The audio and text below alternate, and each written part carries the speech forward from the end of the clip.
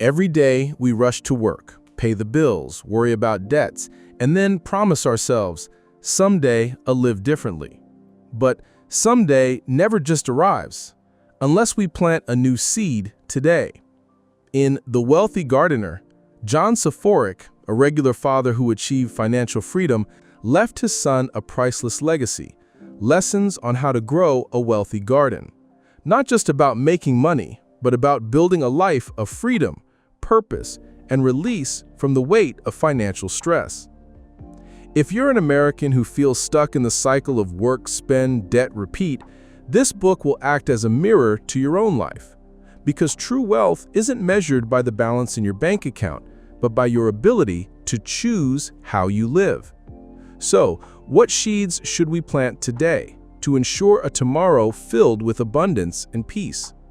Let's walk together through the most profound lessons from The Wealthy Gardener. And if you'd love to keep receiving inspiring book summaries like this one, don't forget to hit like and subscribe so you won't miss the next video. Part 1. The Mindset of Wealth. In The Wealthy Gardener, John Soforic emphasizes that wealth isn't a matter of luck, nor is it simply the result of hard work. It's the product of mindset, of how each person views time, money, and the daily choices they make. The wealthy aren't just different because of the numbers in their bank accounts, they're different because they know exactly what kind of seeds they're planting for their future. The author calls this the gardener's mindset. You plant today, tend to it patiently each day, and eventually the harvest will come. On the other hand, if you let weeds take over, bad habits, impulsive spending, procrastination, your life's garden will soon turn into barren ground. Just look at the reality of many Americans. We can work hard our entire lives and still remain trapped in credit card debt, student loans, or endless medical bills. Why is that? Because instead of planting seeds for tomorrow, we often get caught up in the short-term pleasures of today. A new iPhone, a luxury vacation on credit, or a car that's beyond our means. Soforic points out that true wealth begins with redefining the value of time. The wealthy see every hour they spend as a seed. They refuse to waste their lives trading time for money only to spend that money on things with no lasting value. Instead, they plant seeds by investing, learning, and building skills. Little by little, they grow freedom, a treasure more valuable than any dollar amount. Here's an image to consider. It's the end of the month and you're looking at your bank statement. If you see expenses that were mostly emotional fillers, late-night online shopping to escape boredom, then you're planting the wrong seeds. But if that statement shows investments in yourself, like a course, or for your future, like a retirement account, then you're planting the right ones, even if they're just tiny sprouts still. According to Soforic, the wealthy mindset is about living with a clear purpose. What kind of future are you planting for? A life where you're just getting by, or a flourishing garden where you're free to live on your own terms? Part 2. Income and Meaningful Work. John Soforic shares his own working journey as living proof. He didn't become wealthy by winning the lottery or striking it rich overnight through risky investments.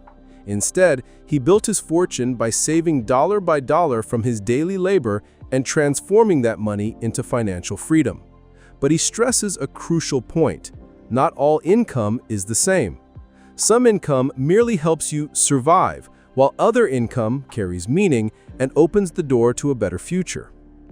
In America, many people earn high incomes. Doctors, lawyers, tech engineers, yet they still feel empty, stressed, and trapped in debt because their work feels like selling their youth for money without fulfillment.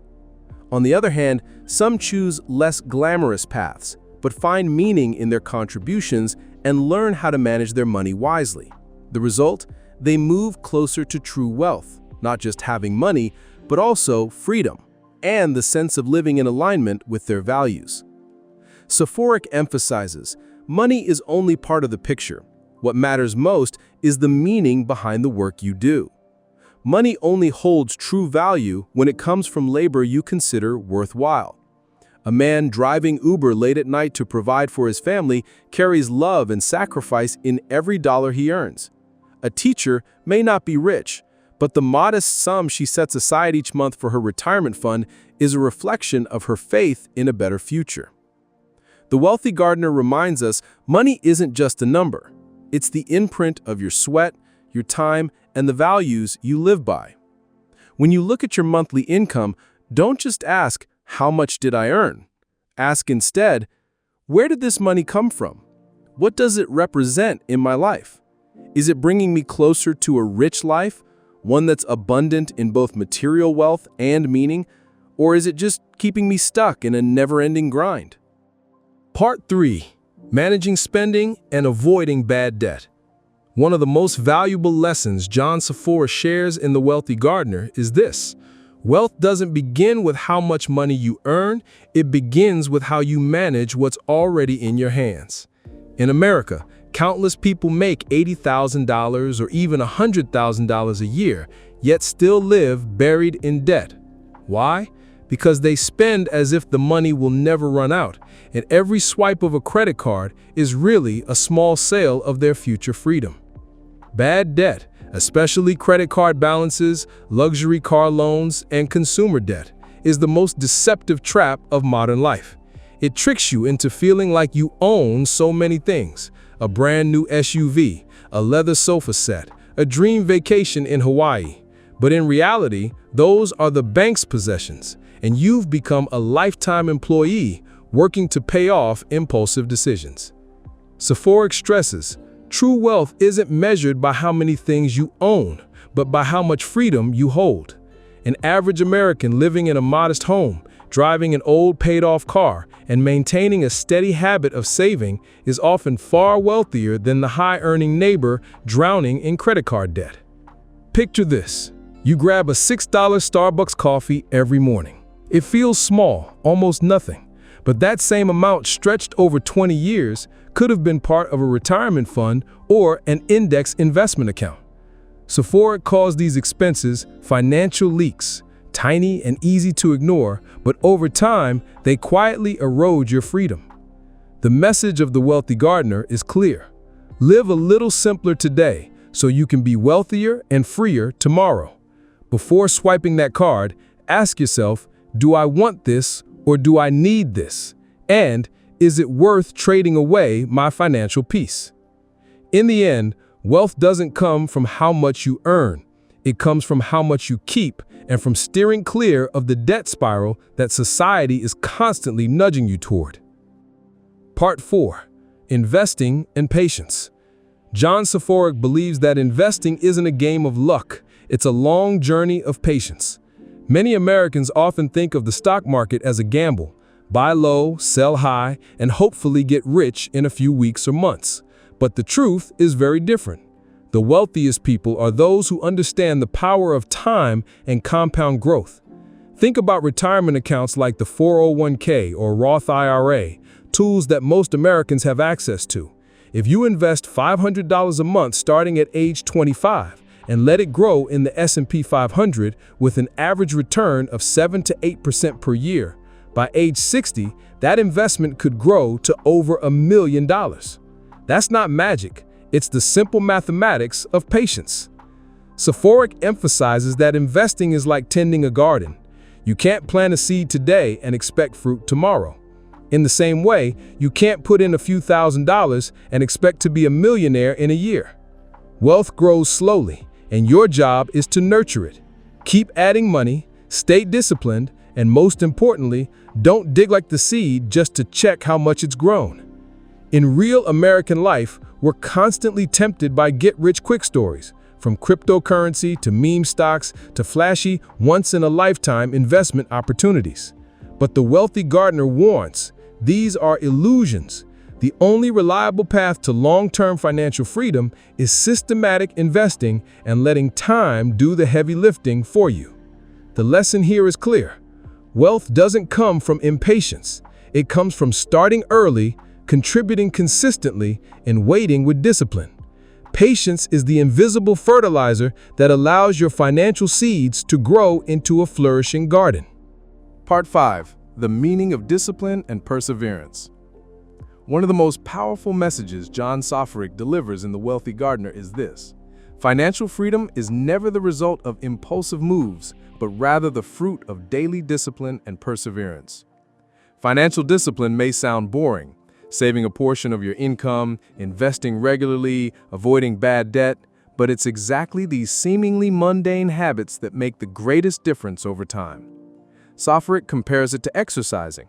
You can't work out for 1 week and expect the perfect body, but if you maintain that habit for years, the results are inevitable. In real life across America, we see this clearly in those who steadily contribute to their 401k retirement plans or chip away at their student loans little by little.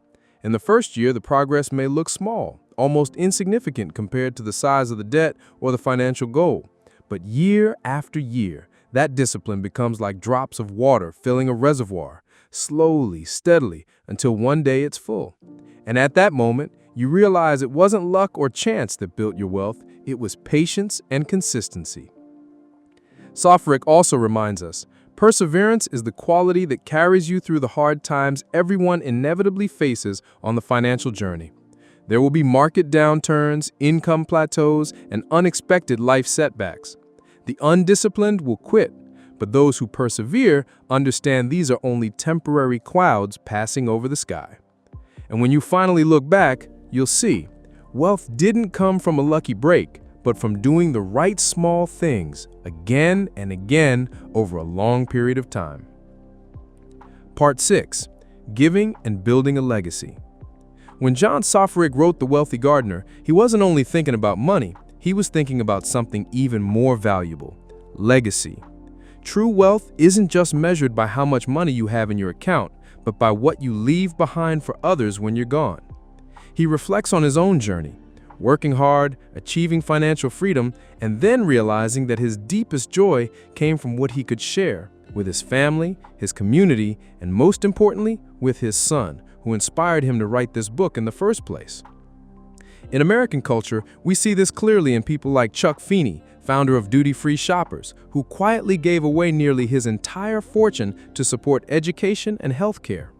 Or in everyday life, in the countless parents who work tirelessly not just to provide a roof over their children's heads, but to give them opportunities for learning and a brighter future.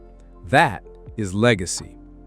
Soforic reminds us, money is a tool, but how we use it is the true measure of wealth.